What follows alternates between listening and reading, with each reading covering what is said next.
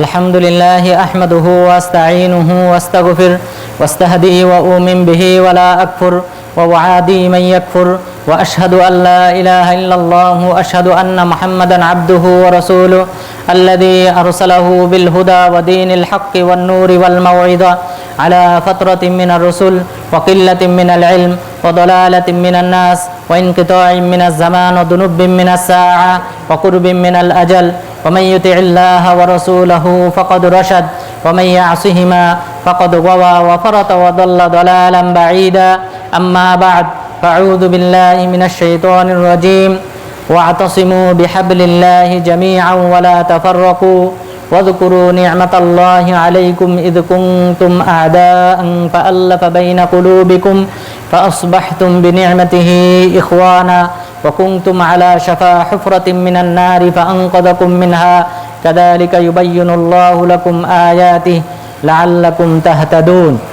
সম্মানিত উপস্থিতি, আমরা আজ যে বিষয়টি নিয়ে আলোচনা করব তা হলো আল ফিরকায়ে নাজিয়া, নাজাতপ্রাপ্ত দল কোনটি, নাজাতপ্রাপ্ত দলের কি কি বৈশিষ্ট্য রয়েছে, 5টি বৈশিষ্ট্য নিয়ে আলোচনা করব। আপনারা জানেন এখন মুসলিম বিশ্ব বিভিন্ন দলে দলে বিভক্ত। এক দল অপর দলকে সহ্য করতে পারে না, এক দল অপর দলকে কাফের ফতোয়া দেয়। এইভাবে মুসলিমরা নানান দলে দলে বিভক্ত। তো এই দলগুলির মধ্য থেকে কোন দলটি সঠিক এবং তাদের বৈশিষ্ট্য কি হওয়া উচিত, এই সম্পর্কে মূলত আলোচনা করব।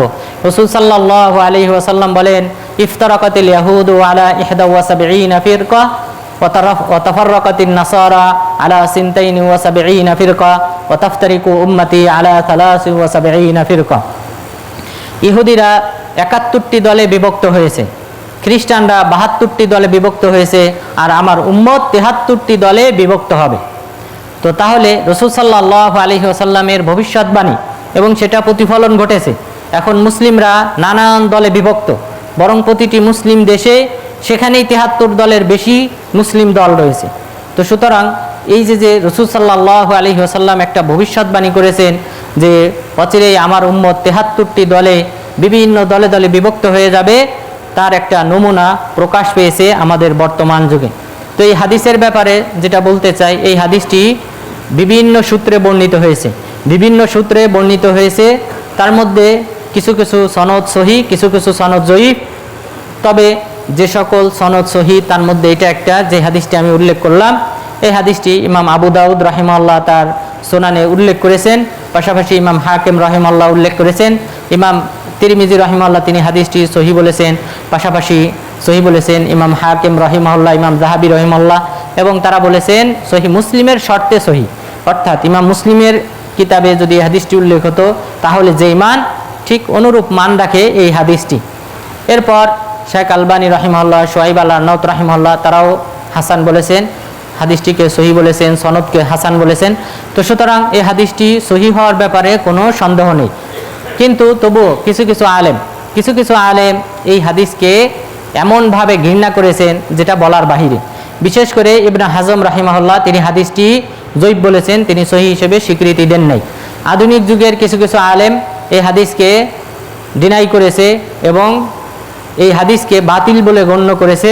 তার মধ্যে আব্দুর রহমান বাদবী এবং কিছুদিন আগে যিনি মারা গিয়েছেন আপনারা জানেন, ইউসুফ আল করজাবি, তিনি সবচেয়ে বেশি বিরোধিতা করেছেন এই হাদিসের, এবং এই হাদিসের বিরুদ্ধে তিনি 40 পৃষ্ঠার গ্রন্থ লিখেছেন, ব্যাখ্যা লিখেছেন যে হাদিসটি সনদের দিক থেকে, মতনের দিক থেকে, কোনো দিক থেকেই এটা হাদিস সঠিক না, এই মর্মে তিনি কিতাব লিখেছেন। তো এটা বড় আফসোসের বিষয়। কোনো আলেমের উচিত না যে কোনো নিজস্ব মতামতকে, নিজের খেয়াল খুশিকে প্রাধান্য দেওয়া, এটা বড় দুঃখের বিষয়। প্রতিটি আলেমেরই উচিত যে ইনসাফপূর্ণ কথা বলা। তো এখানে দেখেন কয়েকজন আলেমের কথা বললাম যারা সহি মুসলিমের শর্তে সহি বলেছেন। তো সেই জায়গায় যেসব এই আধুনিক যুগের কিছু আলেম যদি এই জাতীয় কথা বলে, এটা অবশ্যই গ্রহণযোগ্য না, এটা অবশ্যই প্রত্যাখ্যাত। এমনিভাবে অনেককেই দেখবেন দাজ্জালের হাদিস অস্বীকার করে, দাজ্জালের আগমনকে অস্বীকার করে। এটা হলো খাওয়ারেজদের বৈশিষ্ট্য। খাওয়ারেজরা সর্বপ্রথম যারা হাদিস অস্বীকার করেছে এই উম্মতের মধ্যে, তারা হলো খাওয়ারেজ সম্প্রদায়। তারা বিভিন্ন ধরনের হাদিস অস্বীকার করেছে, তার মধ্যে দাজ্জালকে অস্বীকার করার হাদিসও তারা অস্বীকার করেছে। তো সুতরাং হাদিস অস্বীকার করা এটা হলো খাওয়ারেজদের বৈশিষ্ট্য। এবং পরবর্তীতে শিয়াদের বৈশিষ্ট্য এবং পরবর্তীতে আরও যে দল বের হয়েছে মুতাজিলা, জাহমিয়া, যত ফিরকা বাতেলা বের হয়েছে, প্রত্যেক ফিরকায় বাতেলা তাদের বিরুদ্ধে যে সকল হাদিস বর্ণিত হয়েছে সে সকল হাদিস তারা অস্বীকার করে। তো এই দৃষ্টিকোণ থেকে এই যে হাদিসটি, এই হাদিসটা সহি, এই ব্যাপারে কোনো দ্বিমত নেই। এবং পাশাপাশি হাদিস সহি হওয়ার কোনো প্রয়োজনও নয়। আপনি তো বাস্তবে দেখতেছেন মুসলিমরা বিভিন্ন দলে দলে বিভক্ত। তো সুতরাং এটা তো বাস্তব, এই বাস্তব জিনিসকে তো আপনি অস্বীকার করতে পারেন না। তো মুসলিমরা নানান দলে দলে বিভিন্ন ফিরকায় বিভক্ত এবং এই হাদিসটি মোট 15 জন সাহাবী থেকে বর্ণিত হয়েছে। এই হাদিসটি মোট 15 জন সাহাবী থেকে বর্ণিত হয়েছে। তাদের মধ্যে অন্যতম হলেন আনাস বিন মালিক রাদিয়াল্লাহু আনহু, আবু হুরায়রা রাদিয়াল্লাহু আনহু, আবু দারদা রাদিয়াল্লাহু আনহু, আবু উমামা আল বাহিলি রাদিয়াল্লাহু আনহু, এরপর জাবের বিন আব্দুল্লাহ রাদিয়াল্লাহু আনহু, এরপর সাদ বিন আবি ওয়াক্কাস রাদিয়াল্লাহু আনহু, আলী বিন আবি তালিব রাদিয়াল্লাহু আনহু, এরপর আব্দুল্লাহ বিন আব্বাস রাদিয়াল্লাহু আনহু, আব্দুল্লাহ বিন ওমর রাদিয়াল্লাহু আনহু, আব্দুল্লাহ বিন মাসউদ রাদিয়াল্লাহু আনহু, এরপর আব্দুল্লাহ বিন আমর রাদিয়াল্লাহু আনহু, আমর বিন আউফ রাদিয়াল্লাহু আনহু, আউফ বিন মালিক রাদিয়াল্লাহু আনহু, এরপর মুআবিয়া ইবনে আবি সুফিয়ান রাদিয়াল্লাহু আনহু, এরপর সর্বশেষ 15তম সাহাবী হলেন ওয়াসিলা ইবনুল আসকা রাদিয়াল্লাহু আনহু। এই 15 জন সাহাবী থেকে হাদিস যেটা বর্ণিত হয়েছে বিভিন্ন সনদে বর্ণিত হয়েছে, তবে বিভিন্ন সনদ সহি সূত্রে বর্ণিত হয়েছে।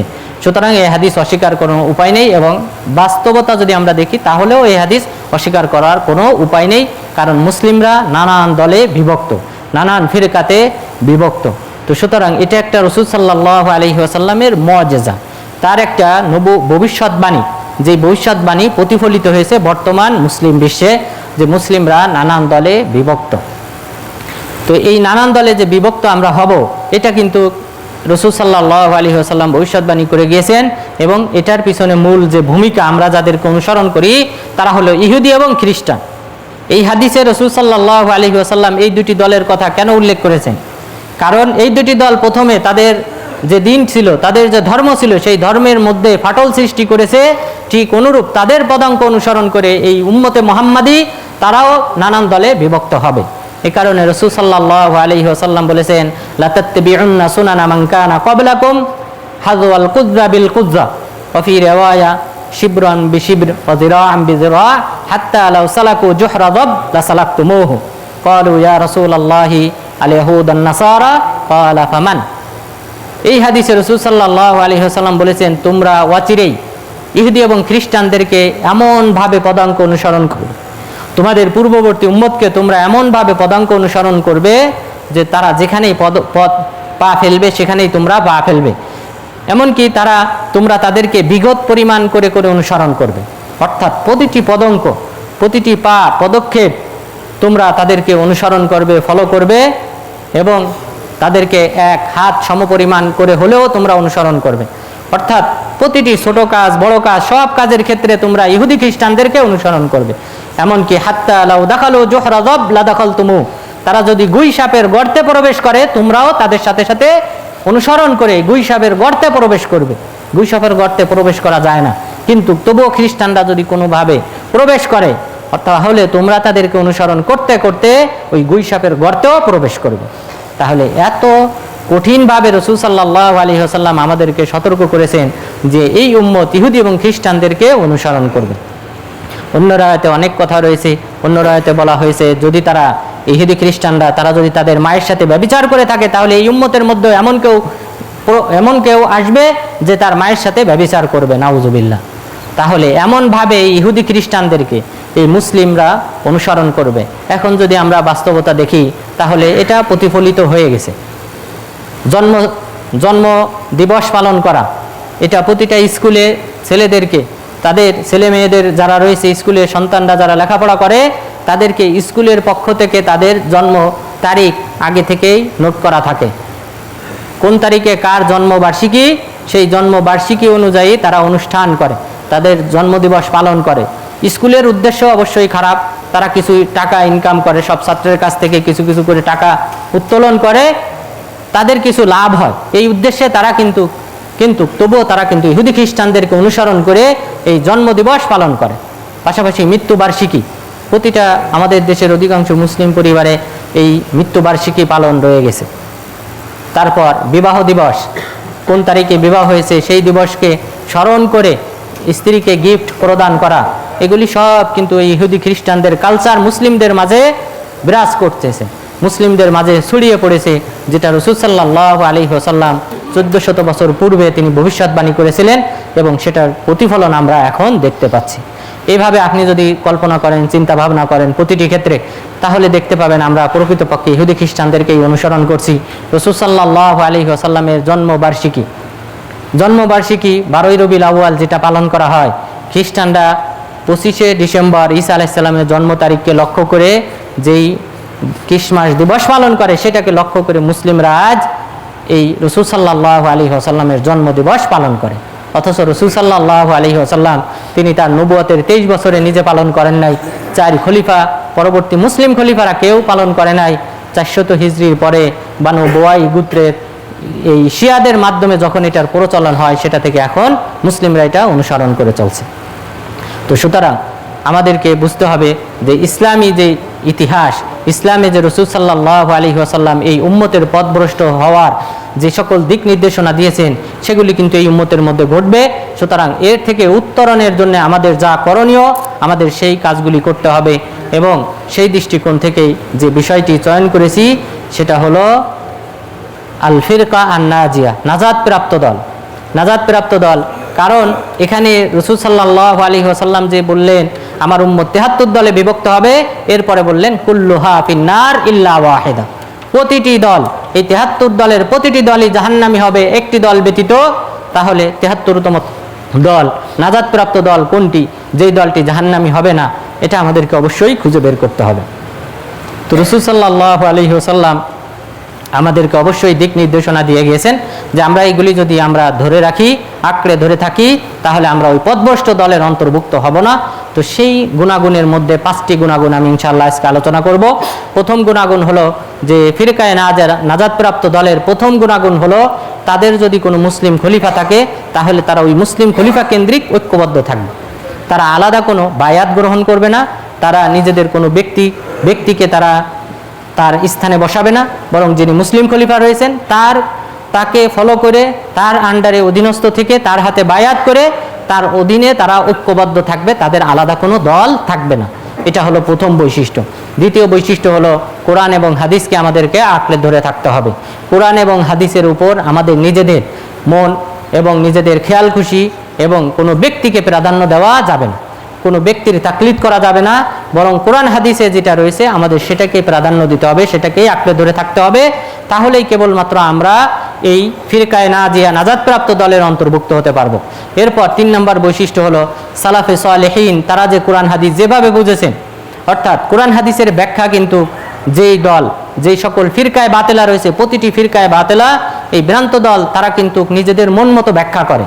এই মন মতো ব্যাখ্যা মানা যাবে না, মন মতো ব্যাখ্যা করা যাবে না, বরং আমাদেরকে এই ব্যাখ্যাটা গ্রহণ করতে হবে সালাফে সালেহিনগণ, সাহাবিগণ, তাবিগণ, যে সকল সাহাবাদেরকে তাবিগণ অনুসরণ করেছেন, হুবহু অনুসরণ করেছেন, কারণ তাবিদের মধ্য থেকে অনেকে বিদাতের প্রচলন ঘটিয়েছে, সেই সকল ব্যক্তিদেরকে বর্জন করতে হবে যারা শুধুমাত্র সাহাবাদেরকে অনুসরণ করেছে, ফলো করেছে, এবং সেই সকল তাবিদেরকে আমরা অনুসরণ করব। এবং তাবি যারা রয়েছেন, যারা সাহাবাদেরকে অনুসরণ করেছেন, তাবিদেরকে অনুসরণ করেছেন, দিনের উপর অটল থেকেছেন, সেই সকল ব্যক্তিদের দেওয়া ব্যাখ্যা আমাদেরকে গ্রহণ করতে হবে। নিজেদের মন গড়া কোনো প্রকার ব্যাখ্যা গ্রহণ করা যাবে না, তাহলে আমরা পথভ্রষ্ট হব।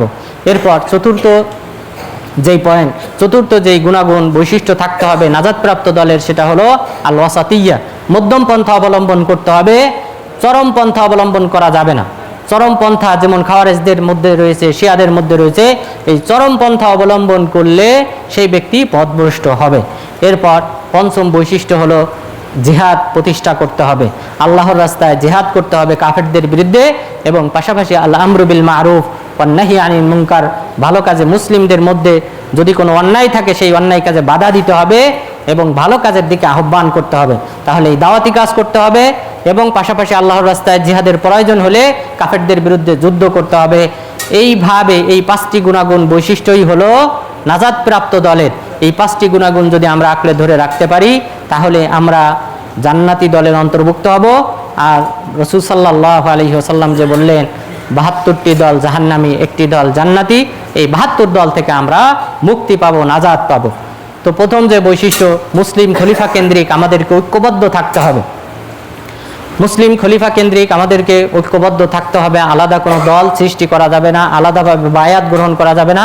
মুসলিম খলিফার হক হলো তার হাতে বায়াত করা এবং তিনি কোরআন হাদিসের আহকাম বিধিবিধান মুসলিমদের মাঝে বাস্তবায়ন করবে, সেই মর্মে তিনি বায়াত গ্রহণ করবেন এবং সেই বায়াতের উপর পুরো যারা প্রতিষ্ঠিত থাকবে।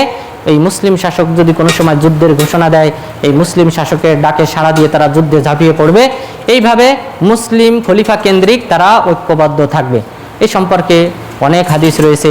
রাসূল সাল্লাল্লাহু আলাইহি ওয়াসাল্লাম বলেছেন হুযায়ফা ইবনুল ইয়ামান রাদিয়াল্লাহু আনহুকে, তালজাম জামাআতাল মুসলিমিন, মুসলিমদের যে জামাত রয়েছে তুমি সেই জামাতকে, সেই দলকে তোমরা আঁকড়ে ধরে থাকবে, তাহলে তুমি পথভ্রষ্ট হবে না। এরপর রাসূল সাল্লাল্লাহু আলাইহি ওয়াসাল্লাম বলেছেন, মান রাআ মিন আমিরিহি শাইআন ইয়াকরাহুহু ফালিয়াসবির, তোমাদের মধ্যে কেউ যদি তার যে আমির রয়েছে, তার যে খলিফা রয়েছে, সেই খলিফার যদি কোনো অন্যায় দেখে তাহলে ফালিয়াসবির, সেজন্য ধৈর্য ধারণ করে। এমন কিছু কাজ করতে দেখেছে যে তিনি হয়তো কারো প্রতি জুলুম করতেছেন, কিন্তু তবুও তুমি ফালিয়াসবির, তুমি ধৈর্য ধারণ করো। ফা ইন্নাহু মান খারাজা মিনাস সুলতানি শিবরা মাতা মিতাতান জাহিলিয়া, কেননা যদি কোনো ব্যক্তি এই মুসলিম খলিফার এই বায়াত থেকে যদি সে এক বিগত সমপরিমাণ দূরে সরে যায় তাহলে সে জাহিলি যুগের মতো মৃত্যু হবে। জাহিলি যুগের ব্যক্তি যেমনভাবে মারা যেত ঈমান হারা হয়ে, অনুরূপভাবে যে ব্যক্তি মুসলিম শাসকের বায়াত থেকে বিচ্ছিন্ন হয়ে একাকী জীবনযাপন করবে অথবা আলাদা দল তৈরি করবে, সেই ব্যক্তির মৃত্যু এই জাহিলি যুগের লোকদের মতোই হবে, নাউজুবিল্লাহ। তো সুতরাং মুসলিম খলিফা কেন্দ্রিক আমাদেরকে ঐক্যবদ্ধ থাকতে হবে। এছাড়াও রাসূল সাল্লাল্লাহু আলাইহি ওয়াসাল্লাম আবু দারদা রাদিয়াল্লাহু আনহুকে লক্ষ্য করে তিনি বলেছিলেন, ফাআলাইকা বিল জামাআহ ফাইন্নামা ইয়াকুলু যিবুল আলকাসিয়া, যে তুমি মুসলিমদের যে জামাত রয়েছে, দল রয়েছে, তুমি সেই দলকে আঁকড়ে ধরে থাকবে, কেননা নেকড়ে তো আক্রমণ করে দলছুট যে প্রাণী রয়েছে সেই প্রাণীটির উপর। যেই দলছুট প্রাণী রয়েছে, যেই প্রাণীটি তাদের দল থেকে বিচ্ছিন্ন হয়ে যায়, সেই বিচ্ছিন্নতার উপরেই কিন্তু নেকড়েরা, হিংস্র প্রাণীরা আক্রমণ করে। তো সুতরাং তুমি এই দল ছুট হয়েও না, বরং দলের সাথে, মুসলিমদের যে দল রয়েছে তুমি সেই দলের সাথে থাকবে, বিচ্ছিন্ন হবে না। তাহলে শয়তান তোমার উপর প্রাধান্য পাবে, শয়তান তোমাকে পথভ্রষ্ট করবে। কারণ এই হাদিসের পূর্বের অংশেই রাসূল সাল্লাল্লাহু আলাইহি ওয়াসাল্লাম বলেছেন, মা মিন সালাসাতিন ফি ক্বরিয়া ওয়ালা বাদবিন লা তুকামু ফীহিমুস সালাহ ইল্লা ক্বাদ ইস্তাহওয়াযা আলাইহিমুশ শাইতান, যে কোনো অঞ্চলে, কোনো গ্রাম্য অঞ্চলে যদি 3 জন মানুষ বসবাস করে অথচ তারা যদি জামাতে সালাত আদায় না করে তাহলে তাদের উপর শয়তান ভর করে। এরপরে রাসূল সাল্লাল্লাহু আলাইহি ওয়াসাল্লাম আবু দারদা রাদিয়াল্লাহু আনহুকে বললেন, তুমি মুসলিমদের জামাতকে আঁকড়ে ধরে থাকো, কেননা নেকড়ে তো দলছুট প্রাণীর উপর আক্রমণ করে থাকে। তার মানে তুমি যদি একাকী বসবাস করতে থাকো তাহলে কিন্তু শয়তান তোমার উপর প্রাধান্য পাবে, চড়াও হবে, তোমাকে পথভ্রষ্ট করবে। সুতরাং তুমি মুসলিমদের দলকে আঁকড়ে ধরে থাকো।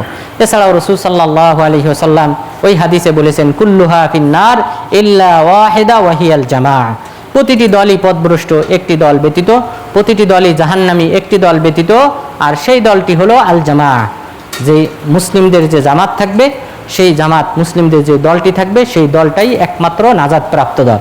সুতরাং আলাদা কোনো দলাদলি করা যাবে না, আলাদাভাবে বায়াত গ্রহণ করা যাবে না, যেটা খাওয়ারেজরা প্রথম করেছিল। খাওয়ারেজরা আলী রাদিয়াল্লাহু আনহুর বায়াতকে ভঙ্গ করে তারা নতুনভাবে আব্দুল্লাহ ইবনে ওয়াহাব আর রাসিবির হাতে বায়াত করেছিল। এর মাধ্যমে পরবর্তীতে সুফিবাদ তারা কিন্তু বায়াত গ্রহণ করে, শিয়ারা তারা বায়াত গ্রহণ করে। এইভাবে প্রতিটি দল যারা রয়েছে, প্রতিটি দলই, ভ্রান্ত দলই কিন্তু তাদের নিজস্ব যে ব্যক্তি রয়েছে, নিজস্ব যে ব্যক্তিকে তারা অনুসরণ করে, সেই অনুসরিত ব্যক্তিকেই কিন্তু তারা বায়াতকারী হিসেবে তারা গ্রহণ করে।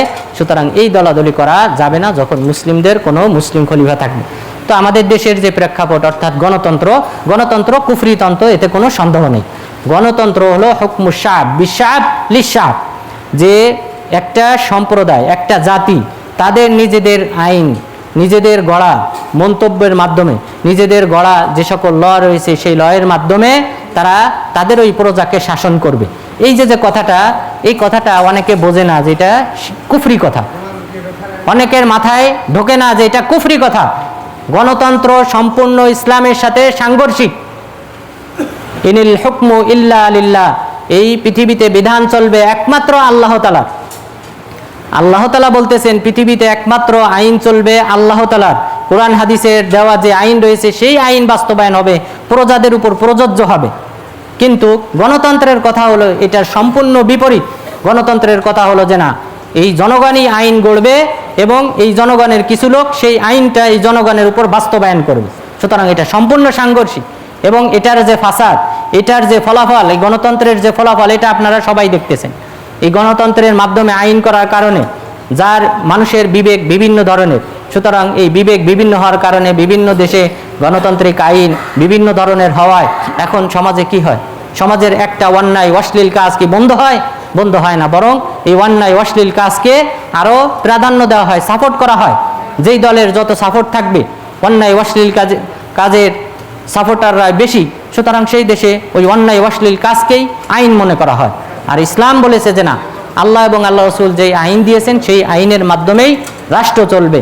এটাই হলো প্রধান পার্থক্য গণতন্ত্র এবং ইসলামী তন্ত্রের মধ্যে।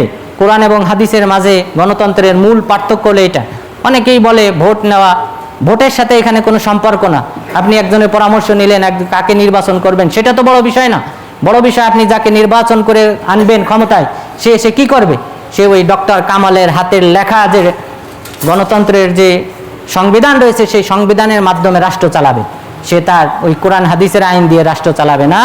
যে ব্যক্তি এই গণতন্ত্রের লেখা ব্যক্তিদের মাধ্যমে গড়া যে আইন রয়েছে সেই আইনের মাধ্যমে শপথ করে যে ব্যক্তি সংসদে যাবে, সে কিভাবে কোরআন হাদিস বাস্তবায়ন করবে? সে তো শপথ নিয়ে এসেছে যে এই সংবিধান আমি বাস্তবায়ন করব।